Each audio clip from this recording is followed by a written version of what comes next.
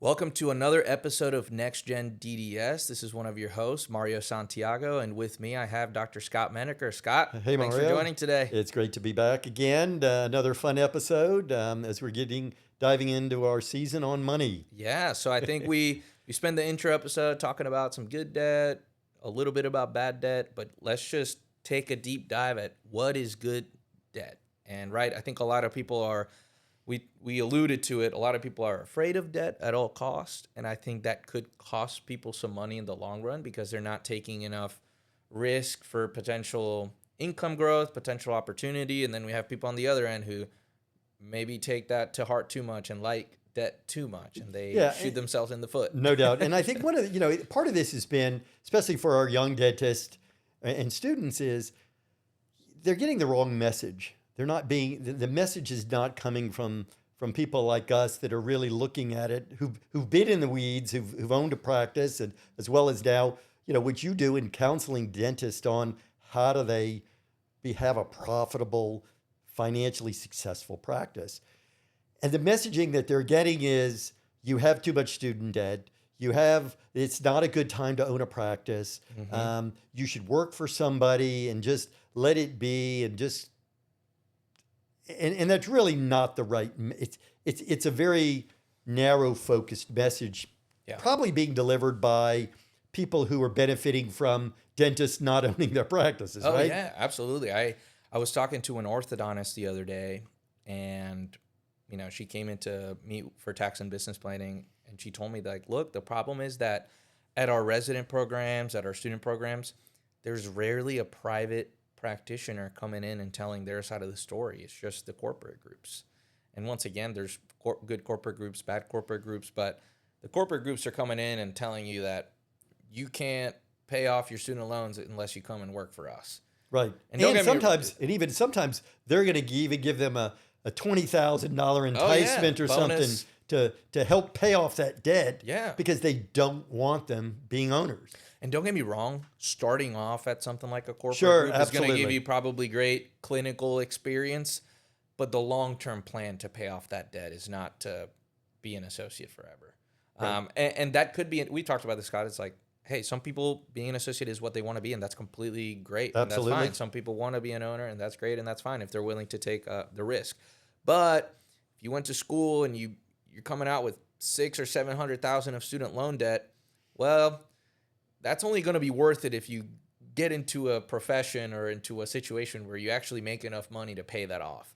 If you come out of school with maybe, $200,000 of student loan debt, then yeah, you can pay that off being an associate. It's just got to match. It does, and you want to reap the benefits. So the good debts that we want to talk about is one of is either buying we'll start with practice ownership, Mm-hmm. and that's either going to owning your own practice 100% or becoming a partner. Yep.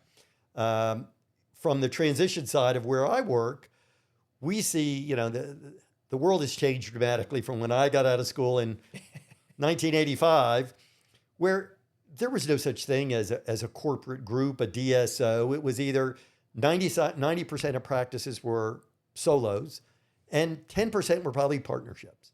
And that was it. There was really no other option. You were going to somehow own into a practice. Mm-hmm. Or you may have just come out of school and just opened cold turkey. Mm-hmm. You just did a cold start and did a startup and opened up on your own and you were good to go.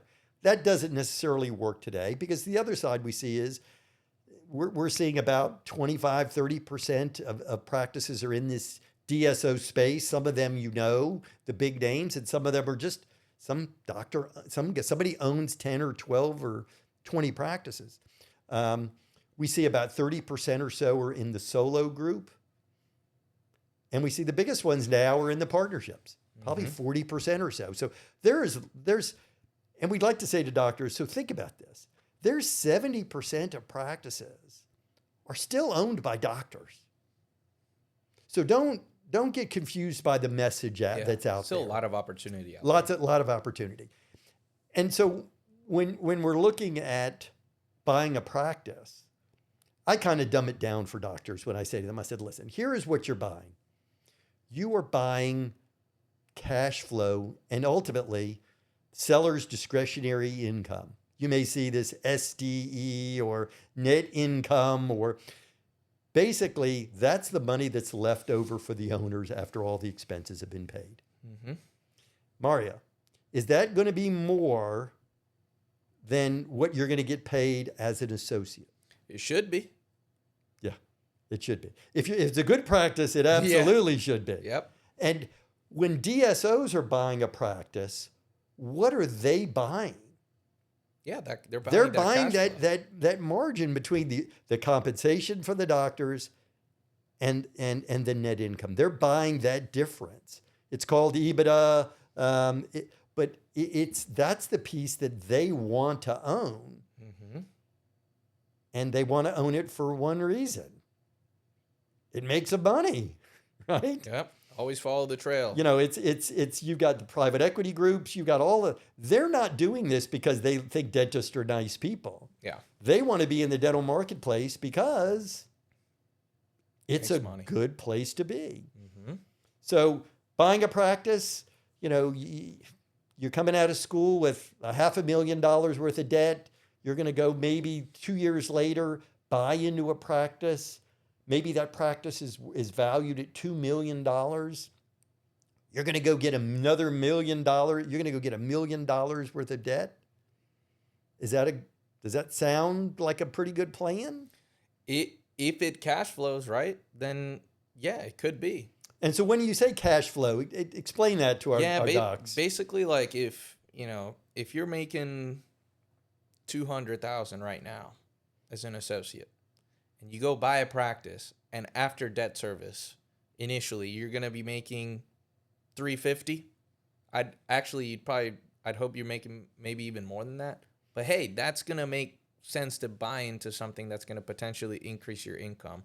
Or in another way, I put it like, hey, if you're producing a certain amount at your current practice as an associate, and it's a substantial amount, then you might as well go produce the same amount in a practice you own, plus be able to get the hygiene component, the profits of the hygiene component, right? So when I say cash flows is, look, it's good to get into debt as long as it's providing more money, right? It's providing more income potential, even initially after the debt service. If it's not, then that's not a good investment, right? Right, And that's what you absolutely. help a lot of docs with, right, Scott, is, look, this isn't worth you taking out $1 million. And in some situations, this is worth you taking out $1 million loan. Yeah.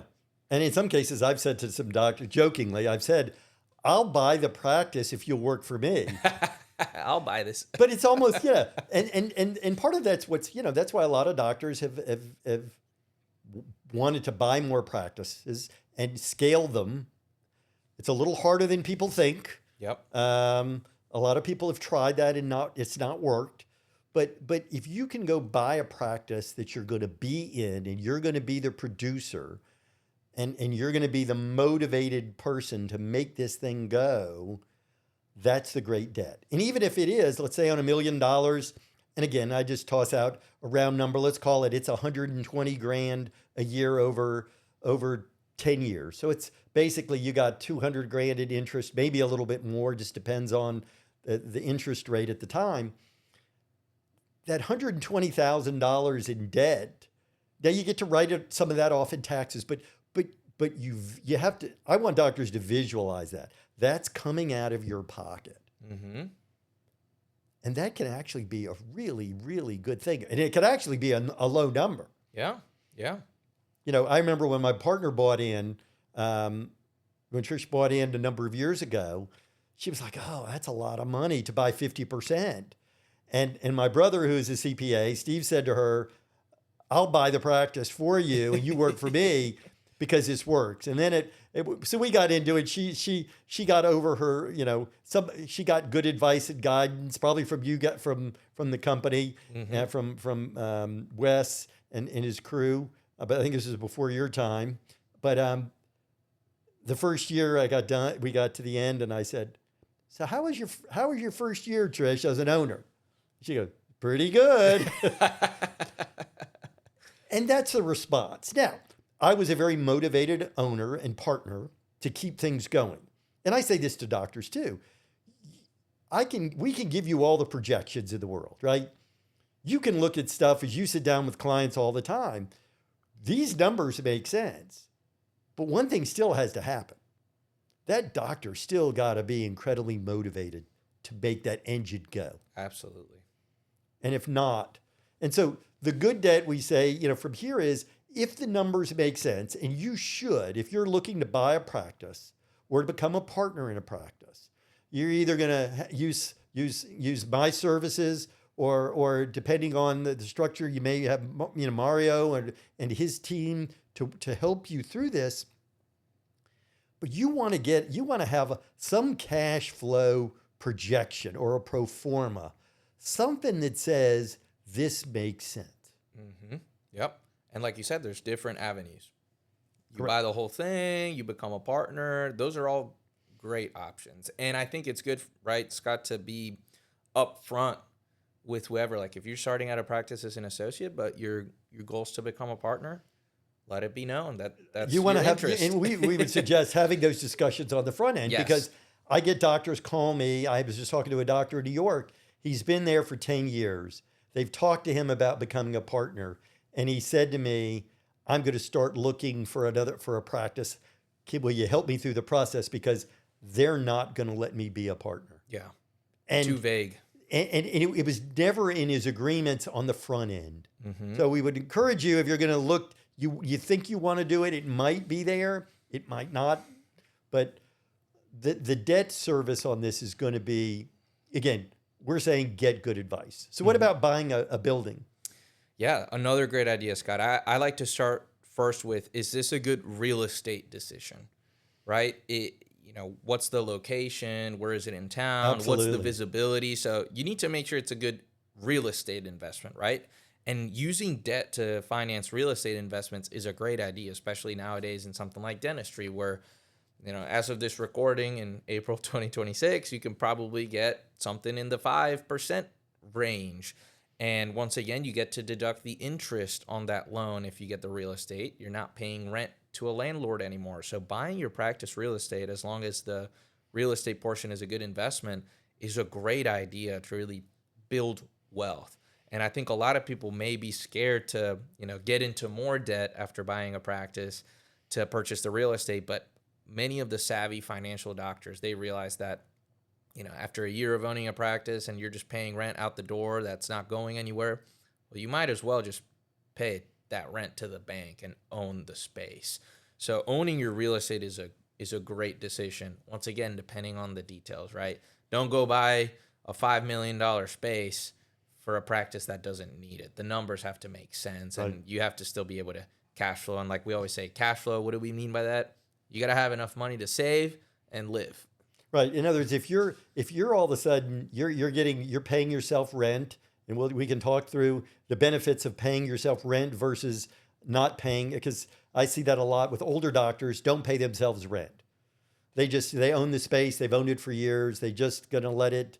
They just don't pay themselves rent. When they go to sell the practice, you now have to start putting rent back into that, and it can change the practice finances for one. Yeah. But there's some tax benefits to paying yourself rent.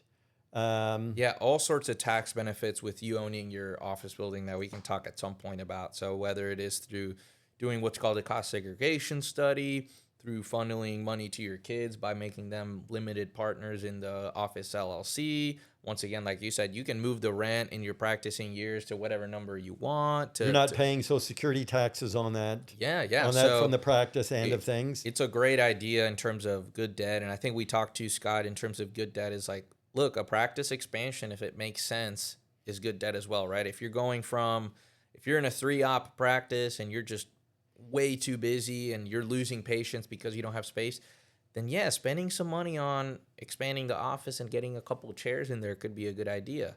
But I've seen the other side of the coin of somebody builds this 10-op practice because their goal is to have, I think every dentist, Scott, wants to be the dentist that doesn't do dentistry. Right. They just And want to be in somebody there. working for them. Yeah. They want to be a CEO and have, 2 associates working in there. So I've seen that mistake where the doctor wants that model. They want a couple of associates in there. They build this massive practice, and then it never happens. They just practice out of 4 or 5 chairs. So that's, overpaying for something that you don't need. So you want to make sure it makes sense. I remember when I brought in my first associate, um, I had I think we had 5 operatories. One of them was plumb that we weren't using, but there was about 800 square feet next to me in my office complex, and I think it was a sleep clinic, and they were going to close up, and so I bought that space and I moved some of my admin stuff and labs over to that side, and we created 3 more operatories. So now all of a sudden I went from 5 to 8 operatories, 2 dentists, 3 hygienists, and then we added a 4th. And so it was I didn't have to if I was going to relocate. How much money do you think that would have cost me? Oof. Scary. Outfit the space, buy the space, lease the space, whatever it is. And upfitting dental practice is very expensive. Yeah. Because, that's another one, Scott, of like, look, does the outfit really need to happen? Right? Is it mostly cosmetic because you want to have the nicest practice in the area? Or is it truly going to provide some sort of return or some sort of income? Yeah, and I was talking to you and a couple others earlier that I said, I would have loved to have had a brand new Class A plus space. But my office was in an amazing location in the middle of Charlotte that had been there. It was built in the 1970s. It had been redone, but I was constantly refreshing it. We were painting, changing carpeting, changing furnishings, putting art on the wall. We made it look good. It looked great. It looked like I'll call it a B plus A minus space. Yeah. My patients thought it looked amazing. Yeah. But for me to have moved and created that size space, 4,000 to 4,000 square feet, would have cost me an absolute fortune. Yeah. And you don't never would have recouped. I would never recoup the money. And I'm guessing you would agree, Scott, that like most practices don't need to be the A plus looking office, right? Like you can operate well in that B plus A minus. I had a fee for service practice getting top of the line fees in a very competitive market. It's still doing the exact same thing in that same space. Yep. I think we just went in and rechanged the flooring. Yeah. And got rid of some carpeting. But no, you want it to look nice, right? You want it to look appealing. You want that for yourself. Yes. But I just didn't need that. So we talk about expansion. We talked about owning the space. Make sure, I think you're spot on, which is, and I talk to doctors a lot of, is this office in the space that you want to own it? Mm-hmm. Mm-hmm. And some doctors go, no, I'm going to move it closer to where I live. That could be a very bad decision because where's your patient base coming from? Yeah. And there's typically a demographics you can pull out of computers that says where are your patients coming from. Yeah. No, absolutely. I think those are extremely important decisions to make, and you got to make sure the investment makes sense, the numbers make sense, but those are great reasons to take on debt. And I think what we find is the doctors that are too afraid to do those things are really missing out. Absolutely. On building their wealth, having this lifestyle that we've talked about potentially having. And those are the things you want to focus on first. Get that debt first before you get the bad debt. Right? Because you get the bad debt first, and then that's not going to allow you to invest in the good debt. Yep. So we've talked a lot about, practice debt should be good debt. If it's done well, get good advice. Mm-hmm. On the real estate side, we would probably advise, we're not real estate advisors. I encourage doctors, and I'm sure you would as well, Mario, encourage doctors, go talk to somebody who's familiar with the commercial, not just a home, the residential, but somebody who understands the commercial space to give you some guidance and advice. Are you going to potentially have to pay some money for that? You bet. Yeah. But it shouldn't be that much. And then the last one we want to talk about, maybe the good debt here, we'll wrap things up, is owning a home, which can be... Yeah, that can be good or bad. Yeah, it can be. Scott? And but let's talk about what we want to talk about good. Yeah, so in terms of good, so what I would say about a home, Scott, you really have to figure out whether you can afford it. And how do we usually help? That sounds pretty simplistic, right? Mario. Right. But I think people just, hey, it's time to buy a house. The this might be like a personal opinion, Scott, but I think in a lot of areas of the country, people just assume that because, hey, you get married, it's time to buy a house now. And it could make sense if you're buying something within your budget, you're building equity, you bought in a good area, right? That has potential appreciation. You almost look at it as Right. as an As an investment. investment, right. But if you're just in the mindset of like, well, I don't want to pay rent, so I might as well get a mortgage, but you buy a house somewhere that doesn't make sense, or you overspend on a house, that can be Or the interest rates are too high. yeah, that can be an absolute wealth killer. So that's why I think we'll talk about on the good side and the bad side, because on the good side, yes, there's great emotional aspects of owning your own home. Hey, it's your space in the area that you like. You're building equity. Eventually, you won't have a mortgage. But on the other side, if you don't do it right, there's a lot of expenses, right, Scott? There's, now you got to pay for repairs. You got to pay for property taxes. You might have an HOA. hole in the roof with a tree. Exactly. So you better be sure you're ready. And talking about, hey, good debt first, bad debt second, this is why we encourage people to invest in the good debt first, get that practice, buy that office real estate, things like that, instead of getting into a $2 million home that you really shouldn't afford. And then when you go and try to buy the practice, you feel like you can't afford it because you're strapped with some of the not so good debt. Right. So for the home, it can be good and can be bad, but it's really about, does it fit into your financial picture? And I keep saying that, but it just comes down to, it's a math equation, Scott. How much do you make? How much do you pay in taxes? When do you want to retire? How much should you save? And based on that, we're going to back into how much you should spend on a house. But a lot of people just assume that, hey, I'm working as an associate now, I make good money, I'm going to go buy a house and not save because, we need to get into a house. It's just this arbitrary next step that a lot of people think they need to take. And you'd be surprised. People who rent for a little bit longer and take their time to make those decisions because they're not tied to that mortgage, they're a little bit more flexible, may be able to get into that nicer home down the road once they have put all the pieces of the puzzle into place first. Right. So the debt that we've really talked about, the good debt we've talked about today, is things that are going to set you up for more success. One, earning income, but two, the ability to pay off some of this space and have ownership and stuff, because ownership is great. And whether that's owning your practice, and as well as, listen, home ownership should be good, but it needs to be done well. Yes. And so our next episode, we're going to talk a lot about bad debt, and there's a lot of bad debt out there. And that some of that is just people making bad decisions sometimes. And so we're trying to help docs make good decisions on the front end, so that if they decide they want to make some bad decisions, they've got the cash to do it. Yeah, absolutely. All right. Well, we'll touch on that on the next episode, Scott. Thanks.